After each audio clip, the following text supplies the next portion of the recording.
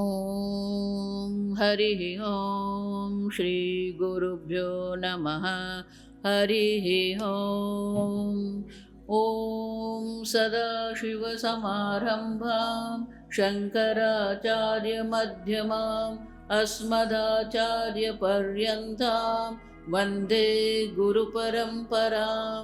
श्रुतिस्मृतिपुराणानाम् आलयं करुणालयं नमामि भगवत्पादं शङ्करं लोकशङ्करं। शङ्करं शङ्कराचार्यं केशवं बादरायणं सूत्रभाष्यकृतौ वन्दे भगवन्तौ पुनः पुनः। ईश्वरो गुरुरात्मेति मूर्तिभेदविभागिने व्योमवद्व्याप्तदेहाय दक्षिणामूर्तये नमः। ॐ असतो मा सद्गमय तमसो मा ज्योतिर्गमय मृत्योर्मा अमृतङ्गमय। ॐ शान्ति शान्ति शान्तिः। वासुदेवेन्द्रयोगीन्द्रं नत्वा ज्ञानप्रदं गुरुं मुमुक्षूणां हितार्थाय तत्त्वबोधोऽभिधीयते। आत्मा कः स्थूलसूक्ष्मकारणशरीराद्व्यतिरिक्तः पञ्चकोशातीतः सन् अवस्थात्रयसाक्षी सच्चिदानन्दस्वरूपसन् यः तिष्ठति स आत्मा। निश्चयात्मिका बुद्धिः। गीता के दूसरे अध्याय में 39वां श्लोक भगवान कहते हैं, एषा ते विहिता सांख्ये बुद्धि योगम तो इमाम शृणु। वहाँ बुद्धि शब्द का प्रयोग है। भगवान ने आत्म तत्व की बात की।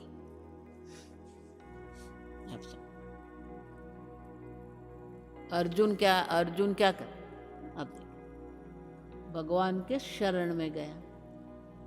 त्वाम प्रपन्न, किस प्रकार से? शिष्यस्ते हम, शिष्य के रूप में अर्जुन भगवान के शरण में जाता और भगवान को कहता है कि मेरे हृदय में जो शोक है वो शोक की निवृत्ति ये जगत में मैं नहीं देखता। नहीं प्रपश्यामि ममापनोद्य यच्छोकमुच्छोषणमिन्द्रिया।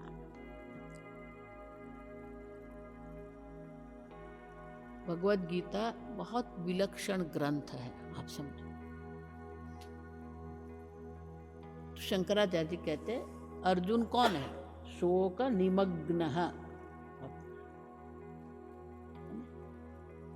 हम सब भी यही है, आप समझना, हम सब अर्जुन ही है। इसलिए शंकराचार्य जी कहते हैं अर्जुनम निमित्तीकृत्य। अर्जुन को निमित्त करके भगवान हमें भी उपदेश कर रहे हैं। तो शोक की निवृत्ति के लिए है ये।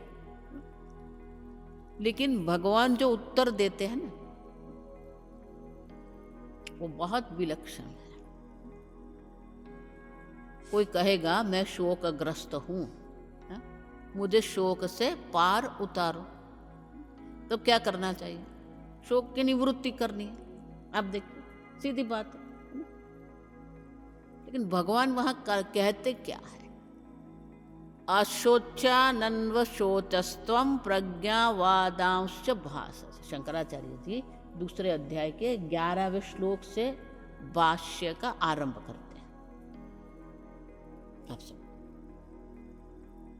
तो भगवान वहां क्या कहते हैं? अशोचानन्वशोचस्त्वं। अर्जुन, जो शोक करने योग्य नहीं है उनके लिए तू शोक कर रहा है।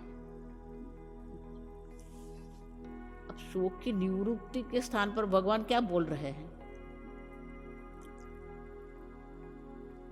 उतना ही नहीं, गतासून गतासूंश्च नानुशोचन्ति पंडिताः। पंडिताः न अनुशोचन्ति। पंडा आत्मविषया बुद्धि यस्य इति पंडिता। हम लोग तो पूजा करवाते उसको भी पंडित बोल देते, आप समझना। पंडित आ गए। शंकराचार्य जी कहते हैं पंडित का अर्थ है ब्रह्मज्ञानी। और भगवान कहते हैं कि पंडित कभी शोक नहीं करता। पंडिताः न अनुशोचन्ति। अंग्रेजी में कहते हैं you have to read in between line, कहते हैं ना अंग्रेजी। तो शंकराचार्य जी कहते हैं कि भगवान कहते हैं कि जिसको आत्मज्ञान हो गया वो शोक नहीं करता है। और अर्जुन शोकग्रस्त है। अर्जुन त्वम शोचसी। आप देखिए भगवान कहते नहीं, आप देखिए, आप समझना। कई बात होती वो समझ लेनी होती, लेकिन शंकराचार्य जी जानते थे कि हम समझेंगे नहीं, इसलिए शंकराचार्य जी कहते हैं अतः अर्जुन त्वम मूर्खः। अर्जुन तू मूर्ख है। भगवान नहीं कह रहे, आप समझना। क्यों? क्योंकि तू शोक कर रहा है। और भगवान कहते हैं कि पंडित शोक नहीं करता, तो तू कौन है? मूर्ख है। इसलिए देखो आगे भी मैं कह गई, महाराज हमेशा कहते हैं सबसे बड़ी मूर्खता यही है कि हम दुखी होते हैं। आप समझना, दुखी होना ही मूर्खता है।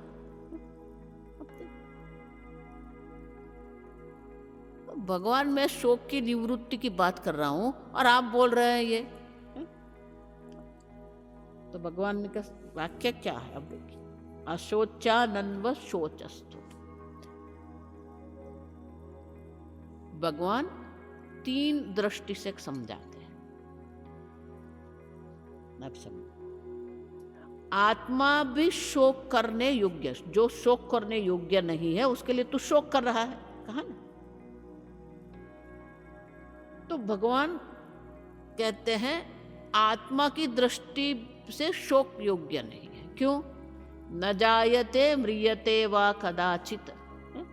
आत्मा का कभी जन्म हुआ नहीं है, कभी मृत्यु होनी नहीं है। तो आत्मा शोक योग्य है नहीं है। आत्मा की दृष्टि से शोक संभव ही नहीं है। अब देखिए, और अगर आप सोचते हैं जातस्य ही ध्रुवो मृत्यु ध्रुवम जन्म मृतस्य थे, अगर सोच लिया आपने कि नहीं नहीं मेरा जन्म हुआ मेरी मृत्यु होगी, तो बोले जिसका जन्म हुआ है उसका मृत्यु होना ही है, और जिसकी मृत्यु हुई है उसका जन्म होना ही है। अपरिहार्यार्थे। अब देखिए, हम उसको टाल सकते ही नहीं है। जन्म हुआ है तो मृत्यु होनी ही है, और मृत्यु हुआ है तो क्या है? जन्म होना है। तो उसमें शोक क्या करना है? अगर आप अपने आप को जन्म मृत्यु वाले मानते हैं फिर भी शोक करने योग्य नहीं है। अब देखिए, क्योंकि होता ही है। मर गया तो जन्म लेना है, जन्म हुआ तो मर जाएगा, सीधी बात। उसे शोक क्या कर रहा है? हिंदी में क्या दे, उसमें रोना धोना क्या? रोना धोना क्या है? अगर जन्म मृत्यु है तो है, जन्म है तो मृत्यु, मृत्यु है तो जन्म। तस्माद अपरिहार्यार्थे न तुम शोचितुम अर्हसि। तो आत्मा की दृष्टि से भी शोक संभव नहीं है। जन्म मृत्यु वाला आत्मा मानो तो भी शोक संभव नहीं है। स्वधर्मम चावेक्ष्य। अब देखिए, अर्जुन तू युद्ध करना नहीं चाहता, न योत्स्यमिति गोविंद। तो बोले स्वधर्म की दृष्टि से भी शोक करने योग्य नहीं है।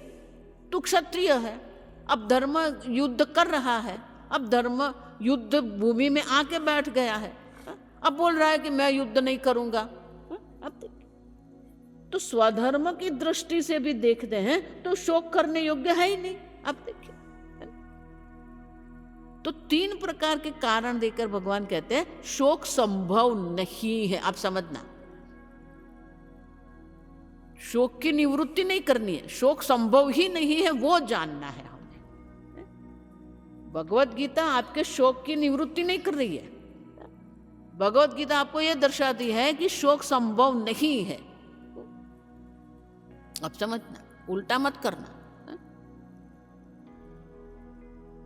आजकल के जो संप्रदाय चल रहे हैं ना, हमारे गुरु की कंठी पहन लो, हमारे गुरु के शरण में आ जाओ, गुरु जी आपको मोक्ष दे देंगे। ये मोक्ष देना है क्या?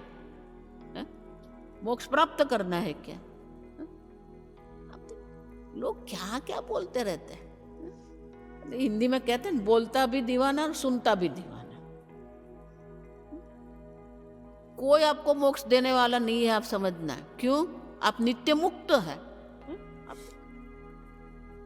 आप आनंद स्वरूप है, शोक संभव ही नहीं है, आप समझना। तो अर्जुन को यह दर्शाया भगवान ने। अर्जुन देखता रहा भगवान के सामने। अब भगवान समझ गए, एषा ते विहिता सांख्ये बुद्धि सांख्य सम्यक ख्यायते इति सांख्य। सांख्य का वह अर्थ है जो प्रसिद्ध है, आप समझना। मैं हूं सब जानते हैं, आप समझना। और इसीलिए भगवान कहते हैं ये बुद्धि ही, शंकराचार्य जी वहां भाष्य में कहते हैं बुद्धि ही ज्ञानम। ये बुद्धि शब्द है ना। तो सांख्य माने आत्मा, जो प्रसिद्ध आत्मा है, उनके ज्ञान के बारे में अभिहिता। मैंने कहा आपको, अब समझ में आ नहीं रहा है। योगे बुद्धिम शृणु। अब ये योग के बारे में तू सुन ले। आप समझो, ब्रह्म ज्ञान सुनने के बाद नहीं होता है, तो उनका कारण क्या है? हमारी बुद्धि जो है, योग बुद्धि की आवश्यकता है। दो ही है, आप समझना। ज्ञान योगेन सांख्यानाम कर्म योगेन योगिना। एक ज्ञान योग है, एक कर्म योग। अगर समझ में नहीं आ रहा है तो किसकी आवश्यकता है? कर्म योग की आवश्यकता। तो कर्म योग क्या है? आप समझो, शंकराचार्य जी बहुत सुंदर कहते हैं वहां पर, आप समझना। ये सांख्य जो है, बुद्धि जो है, वो क्या है? संसार निवृत्ति। ये ज्ञान से ही संसार की निवृत्ति है। देखो, एक तर्क समझ लो। जिसकी निवृत्ति ज्ञान से होती है, ठीक से समझना, जिसकी निवृत्ति ज्ञान से होती है, वो प्रतीति काल में भी नहीं होता है। जब आपका प्रतीति मानी जब आपका अनुभव है, तब भी वो नहीं होता है। जिसकी ज्ञान से निवृत्ति होती है, वो अनुभव काल में भी नहीं होता है। मन में बैठा के रखना है। जिसने सर्प बुद्धि कर दी रज्जू में, है? तो रज्जू में जो सर्प की बुद्धि कर दी है, वो सर्प की निवृत्ति कैसे होगी? रज्जू के ज्ञान से। तो ज्ञान से सर्प बुद्धि की निवृत्ति हुई, तो जब सर्प की प्रतीति होती थी, तब सर्प था वहां? नहीं था। समझ रहे? ज्ञान से ये संसार की निवृत्ति है। तो जब आप संसार का अनुभव कर रहे हैं, तब भी ये संसार नहीं है। आप समझना। इसीलिए अजातवाद कहते हैं। है ही नहीं। किसकी निवृत्ति करनी है? गौड़पादाचार्य जी क्या कहते हैं? संसारो यदि विद्येत निवर्तयेत न संशय। आप पहले सिद्ध तो करो संसार है, फिर हम निवृत्ति कर देंगे। अब लेकिन ये समझ में नहीं आ रहा है। आप जन्म मृत्यु रहित निर्विकारी एक अद्वितीय चैतन्य आत्मा है, वो समझ में नहीं आ रहा है। तो भगवान क्या कहते हैं? योगे बुद्धिम शृणु। तो शंकराचार्य जी वहां कहते हैं ईश्वर प्रसाद निमित्त ज्ञान। आप देखिए, बहुत सुंदर वाक्य है। मैं हमेशा बोलती रहती हूँ, इसलिए मैं बोल रही हूँ, वो भी ईश्वर का प्रसाद है, ईश्वर का अनुग्रह है। आप सुन रहे हैं, वो भी ईश्वर का अनुग्रह है। आप एकात्म धाम में आए, वो भी ईश्वर का अनुग्रह है। आप समझना, दुर्लभ है ये, लेकिन हर रोज सुनते रहते हैं ना, इसलिए हमको क्या लगता है, कोई नहीं बात आती, आप करते रहो, टाइम मिला तो आते रहेंगे। आप सब शंकराचार्य जी वहां कहते हैं, ईश्वर प्रसाद निमित्त। और योग क्या है? ईश्वरार्पण बुद्धि ही। कर्म की दृष्टि से ईश्वरार्पण बुद्धि है, कोई अभिमान नहीं करना। आप समझना, आपका जो भी पद है, आपका जो भी स्थान है, आपका जो भी ज्ञान है, किसी को भी थोड़ी कोई सत्ता मिल जाती है ना, अन्य को क्या करते हैं हम? अपमानित करते हैं, अन्य को नीचा दिखाते हैं। आप देखो, आप समझ, प्रत्येक मनुष्य मनुष्य है, उनके साथ हमें एक मनुष्य के रूप से व्यवहार करना है। आप देखो,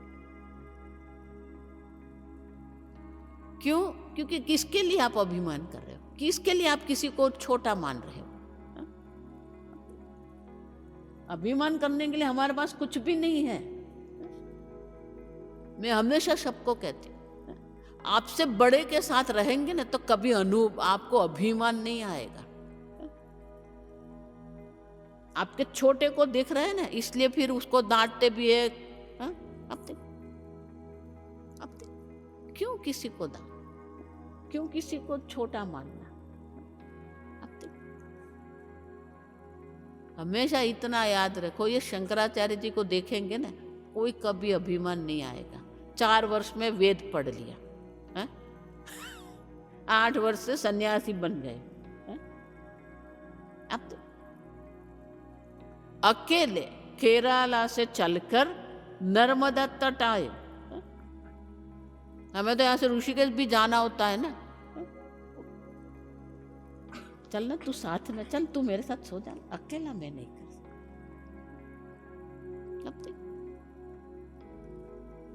पहले हम ट्रेन से जाते थे ना, तो लोग पूछते थे अकेले जा रहे हो? मैं बोला नहीं, पूरी ट्रेन भरी हुई है।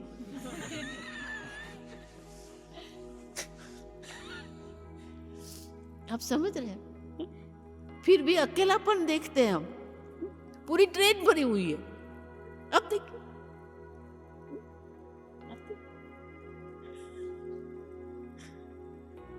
ये भी मूर्खता है, अकेलापन भी क्या है? मूर्खता है। लेकिन ये समझ में नहीं आ रहा है, इसलिए क्या करना है? ईश्वरार्पण बुद्धि ही। कर्म की दृष्टि से क्या है? ईश्वरार्पण बुद्धि। कर्म फल की दृष्टि से क्या है? प्रसाद बुद्धि है ना? भगवान कहते हैं कि ईश्वरार्पण बुद्धि, प्रसाद बुद्धि से ही हमारा अंतःकरण शुद्ध होता है। और जब अंतःकरण शुद्ध होता है तो ब्रह्म ज्ञान में कोई देरी नहीं है। एक और बात लिख के रखो, ज्ञान तत्काल होता है। मैं बोल रही हूं, धीरे धीरे समझ में आता है, ऐसा है? आप सुन रहे हो, आपको ज्ञान हो रहा है, उसमें देर है? कोई देर लगी नहीं, ज्ञान तत्काल है। आप समझना, ज्ञान में देरी हो रही है, इसका अर्थ है हमारा मन, हमारी बुद्धि तैयार नहीं है। आप समझ, कहीं पर भी कुछ हमारे मन में अभिमान है तो समझ लेना हमारी बुद्धि में क्या है? ये ईश्वरार्पण बुद्धि नहीं है, प्रसाद बुद्धि नहीं है।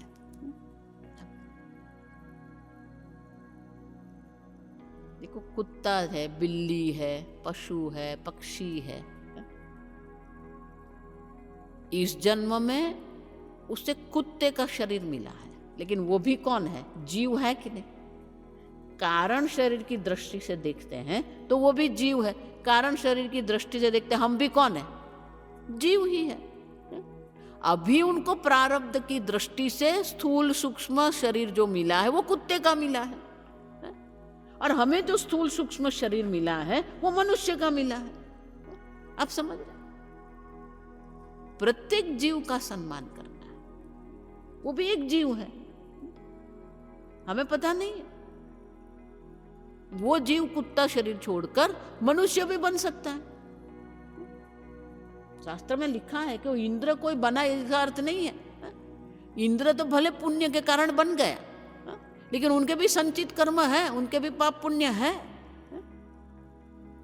स्वामी जी बहुत सुंदर कहते हैं कि इंद्र जो बना है इस कल्प में इंद्र है, जब कल्प समाप्त हो जाएगा इंद्र की उपाधि छूट जाएगी, वो मेढक भी बन सकता है। आप समझना, ऐसा नहीं कि इंद्र एक बार बन गया फिर वो इंद्र ही बन के रहेगा, वो भी मेढक बनेगा अपने पाप के अनुसार।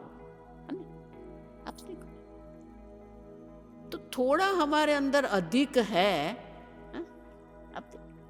कुल का अभिमान, धन का अभिमान, पद का अभिमान, ज्ञान का अभिमान।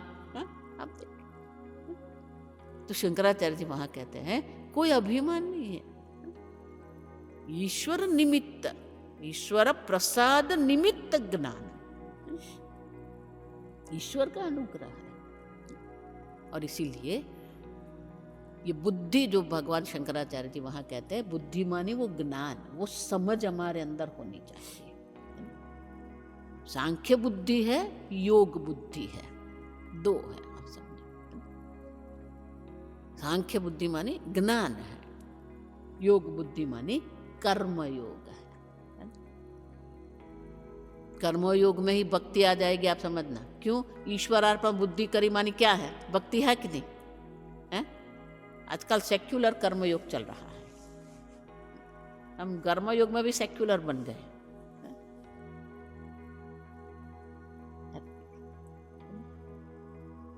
अब ईश्वरार्पण बुद्धि नहीं है, प्रसाद बुद्धि नहीं है, तो किस प्रकार का कर्मयोग आपका? समझ? तो भगवान कहते हैं कि ये बुद्धि हमें प्राप्त करनी है, सांख्य बुद्धि, योग बुद्धि। और ये बुद्धि जब प्राप्त होती है तब ब्रह्म ज्ञान होता। यदा ते मोह कलिलम बुद्धिर्व्यतितरिष्यति तदा गंतासि निर्वेदम। जब ये कर्म योग हमारे जीवन में होगा, हमारी बुद्धि ये कर्म के अभिमान, कर्म फल के अभिमान पार कर जाएंगे। मोह कलिल, मोह रूपी कलिल माने अशुद्धि, मोह रूपी अशुद्धि जब हमारी बुद्धि पार कर जाएगी, तदा गंतासि निर्वेद, तब हमारी बुद्धि में वैराग्य, निर्वेद माने वैराग्य। और वैराग्य कैसे, क्या है? श्रुति भी प्रतिपन्नात्, श्रुति में जो भी कर्म दर्शाए है, जो भी कर्म फल दर्शाए है, वो सबके प्रति हमारे मन में क्या हो जाएगा? वैराग्य प्राप्त हो। और इसीलिए ये बुद्धि माने कि ये समझ हमें लाना है हमारे अंदर। आप समझना, सांख्य बुद्धि और योग बुद्धि दो है। जब तक ये बुद्धि हम विकसित नहीं करेंगे, ब्रह्म ज्ञान की कोई संभावना नहीं है।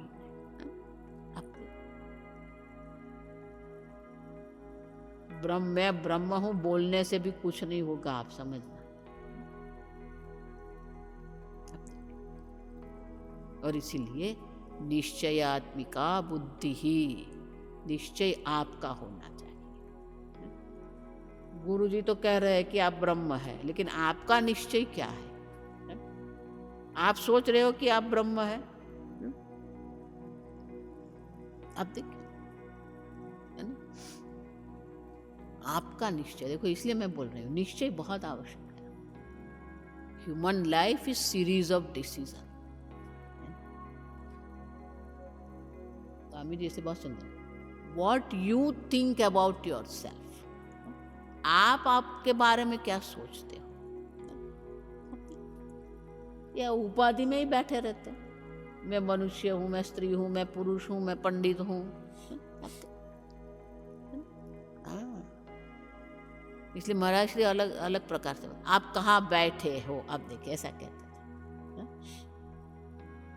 तो सत्संग हो रहा था तो महाराज श्री ने कहा आप कहाँ बैठ, महाराज जी ये भूमि पर बैठे हैं। महाराज श्री प्रश्न पूछते थे, क्या पूछते हैं?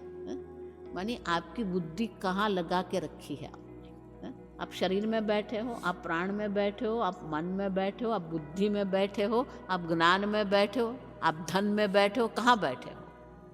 आप देखिए, आप देखिए, इस सब में बैठे रहते हैं हम।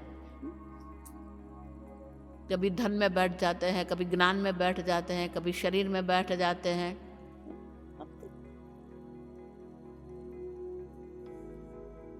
ये भोग साधन है, बुद्धि भी क्या है? साधन है। निश्चय आदमी का, हमारा निश्चय होना चाहिए। जितना आपका निश्चय दृढ़ बनेगा ना, आपका जीवन बहुत सरल होगा, आप समझना। क्योंकि प्रत्येक मनुष्य में ये संभावना है, प्रत्येक मनुष्य में ब्रह्म ज्ञान की संभावना है। ब्रह्म ज्ञान के लिए सब अधिकारी है। ब्राह्मण है, क्षत्रिय है, वैश्य है, शूद्र है, सबका एक समान अधिकार कहाँ है? ब्रह्म ज्ञान में। आप समझना, संभावना है। ये भूमि पर हम बैठे हैं ना, जो ये वर्षा होती है, देखो ये समझना है, वर्षा जब होती है उसे 40% जल जो है पुनः सागर में चला जाता है।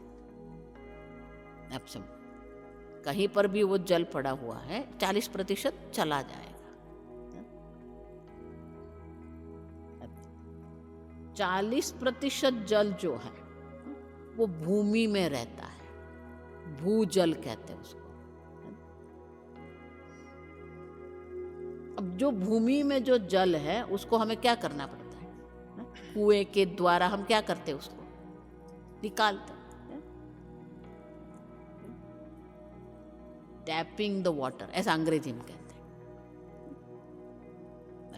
बोरवेल करके क्या करते हैं, और कुएं में जितना पानी निकालते जाएंगे क्या होता जाएगा? आता रहेगा नया पानी। अब देखिए, मानी क्या है? संभावना है, पेय जल की संभावना है, लेकिन वो क्या करना पड़ेगा? कुआं बना के निकालना पड़ेगा। उसी प्रकार प्रत्येक मनुष्य की बुद्धि में ब्रह्म ज्ञान की संभावना है, आप समझना। इसलिए वेदांत सबके लिए है, वेदांत के सब अधिकारी है, समझना। प्रश्न यही रहता है कि वो व्यक्ति का निश्चय है कि नहीं, है ना? बस निश्चय हमें करना है, मुझे मोक्ष मुमुक्षुत्वम देख के गए हम, है ना?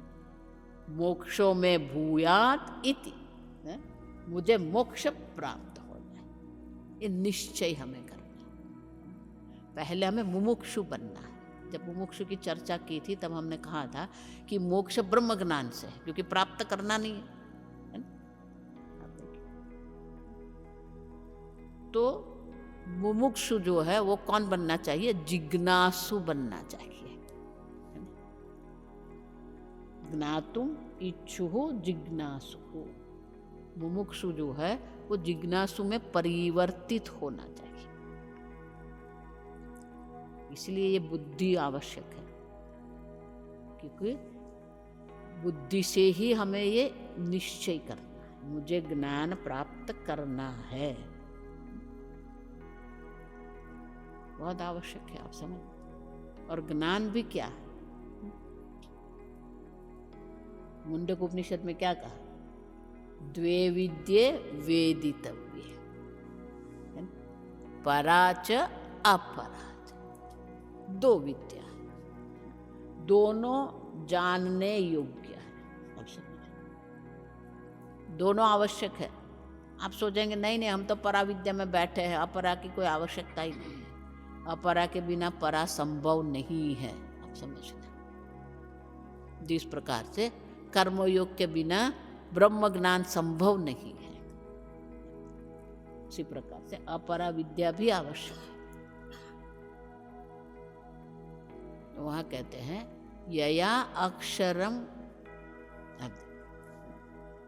जिस विद्या से हम अक्षर अधिगम्यते, यया अक्षरम अधिगम्यते सा परा, जिसके द्वारा हमें अक्षर ब्रह्म का ज्ञान होता है वो परा विद्या है। आप देखिए, तो बोले अपरा विद्या क्या है? अब देखो आरंभ कहाँ से होता है? ऋग्वेदः, यजुर्वेदः, सामवेदः, अथर्ववेदः, शिक्षा, कल्प, छंद, व्याकरण, निरुक्त, ज्योतिष, वेदांग। आप देखिए उपनिषद क्या कहते हैं? ये 4 वेद और 6 वेदांग भी क्या है? अपरा विद्या। अगर वेद अपरा विद्या है तो वेदांत भी क्या हो गया? अपरा विद्या। आप समझ, तो शंकराचार्य जी वह प्रश्न उठाते, तो उपनिषद क्या है? पराविद्या है, अपरा विद्या?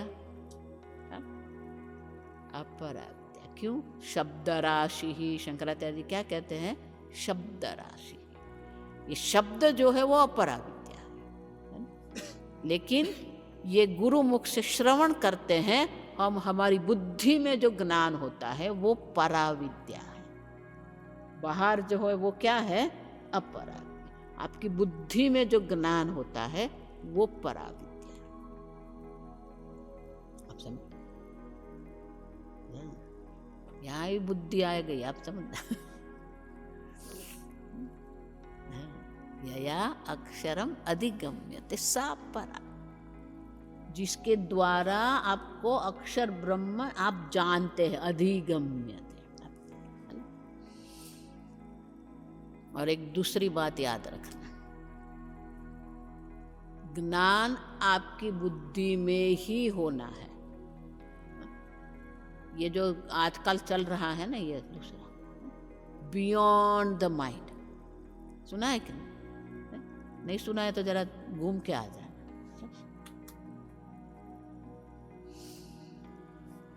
सब स्थान पर हुआ ही है, तभी वेदांत क्या है ना, उसकी उनका मूल्य आपको होगा। किसके परे जाना है?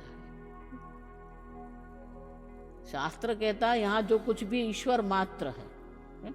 अब किसके परे जाना है आपको? अब कोई किसी से परे नहीं जाना है। बियॉन्ड द माइंड एक दूसरा चल रहा है, हम कॉन्शियसनेस कहते हैं। नहीं नहीं, सुपरा कॉन, अरे भाई कॉन्शियसनेस निर्विकारी, उसमें सुपरा इंफीरियर क्या है? मैं मजाक नहीं कर रही हूँ। पूरे 500 पन्ने के पुस्तक छपे हुए हैं सुपरा कॉन्शियसनेस।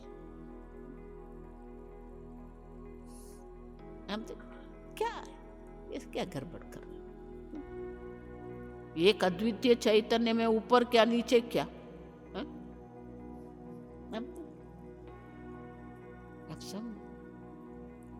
मनसा एव इदम आप्तव्यम।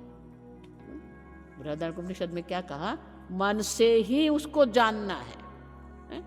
भगवान भी क्या कहते हैं? ये जो अनंत आनंद स्वरूप आप है, सुखम आत्यंतिकम, आत्यंतिक सुख मानी अनंत सुख स्वरूप आप है, प्राप्त नहीं करना है। बुद्धिग्राह्यम, भगवान क्या कहते हैं? आपकी बुद्धि से ही उसको ग्रहण करना है। अतीन्द्रियम, भले इंद्रियों से पर है, लेकिन ग्रहण तो कैसे करना है? आपकी बुद्धि से ही करना है। इसलिए वेदांत में ये बुद्धि बहुत आवश्यक है, क्योंकि जो ज्ञान होगा वो कहाँ होगा? बुद्धिग्राह्य। इसलिए किसी ने स्वामी से पूछ लिया, स्वामी जी ये बुद्धि से परे क्या होता है? ये 25 स्थान पर सुनकर फिर वेदांत में आता है।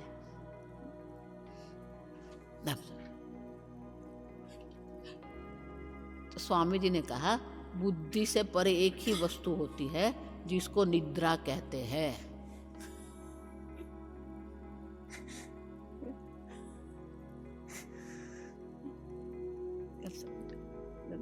बुद्धि ग्राही, आपकी बुद्धि से ही आपको जानना है, इसीलिए आपकी बुद्धि को ठीक करना, व्यक्तित्व का निर्माण करना वो आपका कर्तव्य है।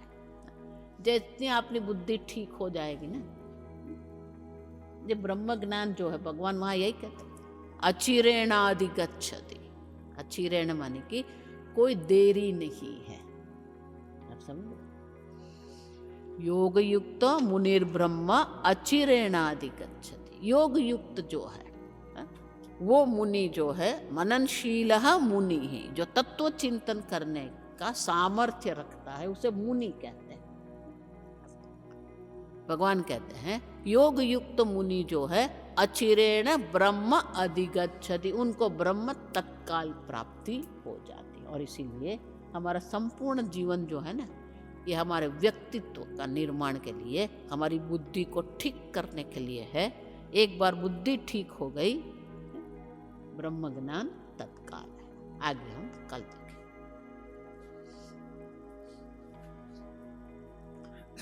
ओम शन्नो मित्र शं वरुणः शन्नो भवत्वर्यमा शन्न इन्द्रो बृहस्पतिः शन्नो विष्णुरुक्रमः नमो ब्रह्मणे नमस्ते वायो त्वमेव प्रत्यक्षं ब्रह्मासि त्वमेव प्रत्यक्षं ब्रह्म वदिष्यामि ऋतं वदिष्यामि सत्यं वदिष्यामि तन्मामवतु तद्वक्तारमवतु अवतु माम् अवतु भक्तारम्। ओम शांति शांति शांतिः। ओम पूर्णमदः पूर्णमिदं पूर्णात् पूर्णमुदच्यते पूर्णस्य पूर्णमेवावशिष्यते। ओम शांति शांति शांतिः। हरिः ओम श्री गुरुभ्यो नमः। हरिः ओम।